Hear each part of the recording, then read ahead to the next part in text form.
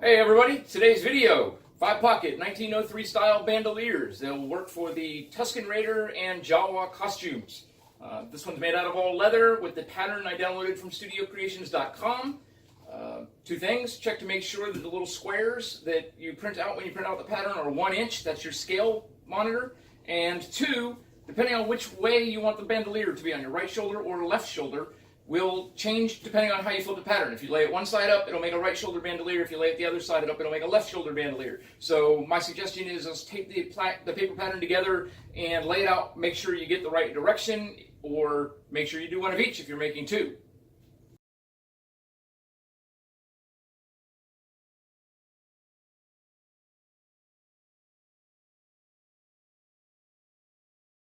I downloaded this pattern for the 1903 bandoliers from studiocreations.com and started cutting out the pattern, and then realized that I hadn't gone through and verified the scale. So I did. I used a scale, and basically the little squares in there are supposed to be 1 inch. If they're not, then your pattern is off size. Mine was okay. So I cut the pouch patterns out, taped them together, and then started punching holes in the paper so I could transfer it to the leather. And when I started tracing the paper pattern onto the leather, I realized that it was actually kind of a pain in the butt, and I had 10 of these, or maybe more, to do. So I took the paper pattern out in the garage after the first one and traced it onto a real lightweight sheet of aluminum. I think this is like 22 or something like that. Transferred the holes to the aluminum, then cut it out with a pair of shears and drilled the holes with a 1/8 inch bit. That made transferring all of the pouch to the pattern to the back of the leather so much easier. It took me about half as much time to transfer the pattern using the aluminum template as it did with the paper one, so it ended up saving me quite a bit of time when I had 10 of these to do.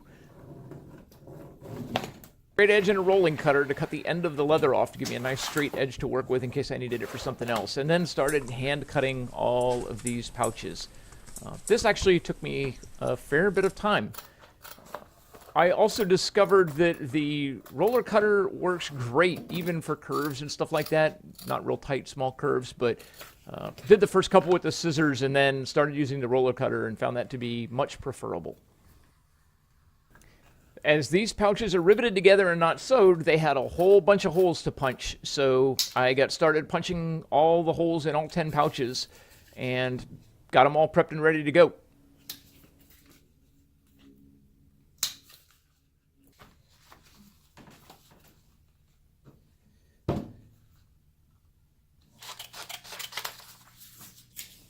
I then moved on to the template for the bandolier itself and just cut each piece out and taped it together so that I didn't get lost. And in the end, I had to extend the length of the pattern a little bit to get it to fit the way that it's supposed to for a Jawa.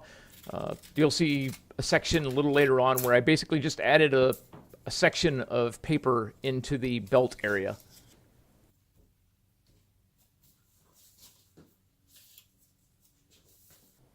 Transferred the pattern to the backside of the leather and then cut it out with a roller. Now, a note, depending on which side of the paper pattern you use up will dictate whether or not you have a left or a right shoulder bandolier with this particular bandolier, because it's curved and it is not symmetrical like the Martini Henry is, for instance. So be careful which side you want. You'll have to kind of figure it out.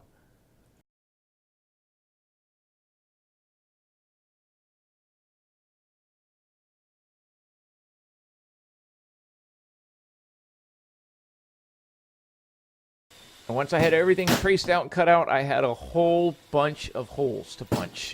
A whole bunch of holes.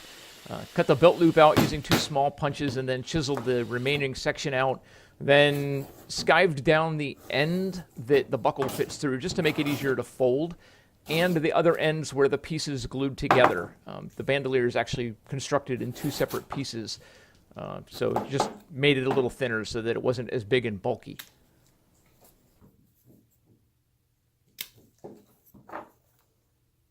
Took it out in the garage and used a rotary tool to go through and sand and clean up all of the edges on the bandolier, both inside and out, and then went through and hand sanded and a little bit with the Dremel on the pouches just to get the ends a little cleaner.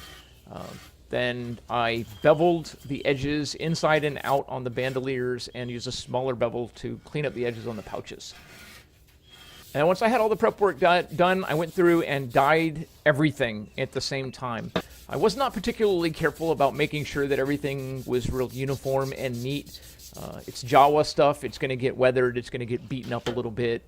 So I want it to look distressed, old, sun-faded, and worn. So I wasn't real diligent about making sure that the dye was uniform. I probably would have used an airbrush if I was concerned about it.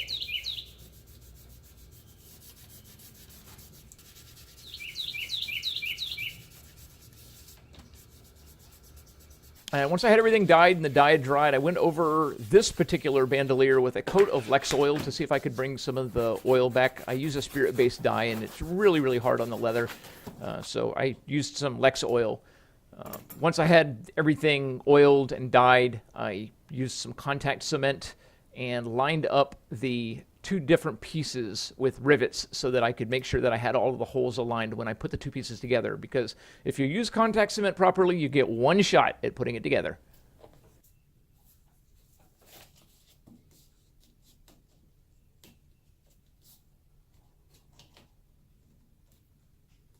I took a stitching chisel and punched holes in both sides of where the two pieces joined, and then just used some cheap lace that I had laying around to create a crisscross pattern over the area. Not because I was worried about the pieces falling apart, but just to cover up the crack a little bit and make it look cobbled together.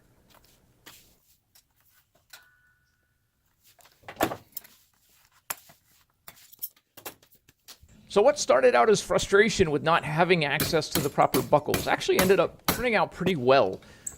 I don't live anywhere near where I can get craft supplies, and I really didn't feel like waiting for them to come in 2 days on Amazon. So I took some scrap material that I had sitting out in the garage and gave a shot at making my own belt buckles. They actually turned out pretty well.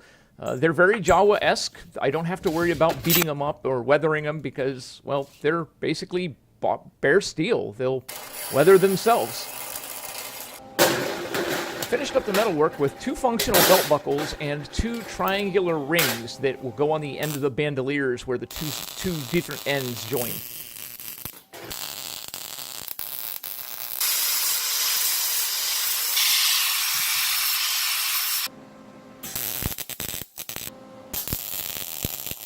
Set some snaps into the buckle end, and then spent the next 20 minutes figuring out how to get this stupid bandolier together with all the different moving parts. I had to get the buckle on, threaded through the top end of the belt, and the ring on there, and it was a little obnoxious.